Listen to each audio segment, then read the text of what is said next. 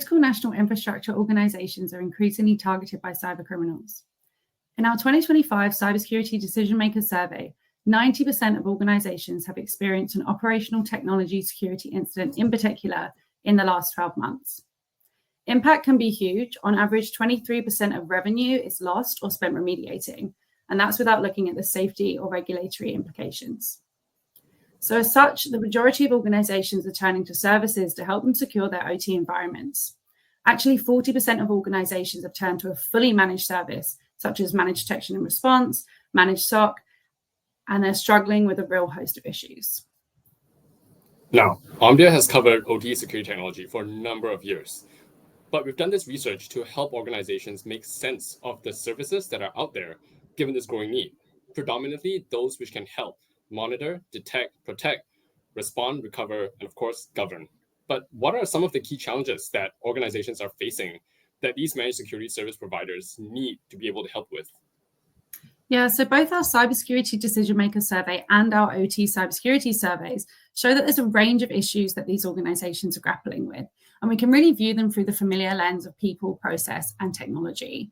So starting with people, OT security really sits at the intersection of these two industries, which are notorious for talent shortage. So that's cybersecurity, and we've all spoken about the cybersecurity talent and skills gap at some point, and then manufacturing or engineering, which is really struggling with an aging workforce. So I think this really highlights the shortage of OT cybersecurity talent in particular.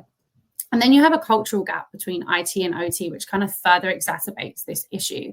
So these organizations are digitally transforming. Actually, the majority of attacks that we see are from the IT side, but they're really struggling with the talent needed to secure these landscapes and operate security in-house on an ongoing basis. In fact, these organizations are far behind with IT-OT converged security goals. So this could be tackling those cultural issues or staff awareness of processes, policies, and risk across both OT and IT. Now, on the process part, organizations turn to these service providers to fill and bridge this talent gap, but they want it delivered through a flexible model that accommodates their business model.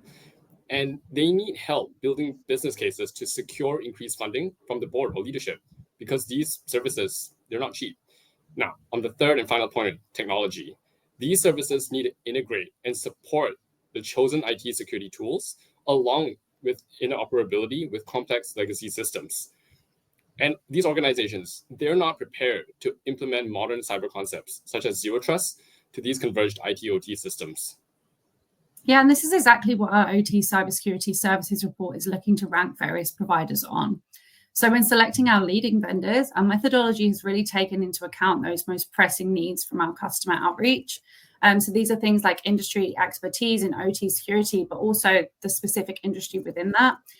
Breadth and depth of services ranging from managed security services, as we spoke about earlier, then through to consulting and more supporting services such as threat hunting and so on. And then really bridging that IT-OT gap, both in terms of technology, but also culture. Now, one unique part about our report is that these leaders, they don't just comprehensively address the technical and talent issues, but they also have a demonstrated customer-centric delivery, which we measure through an end-user survey. So thank you for listening. This is just a snapshot into our methodology and some of the key requirements that we've looked at. So please do get in touch if you want to learn more.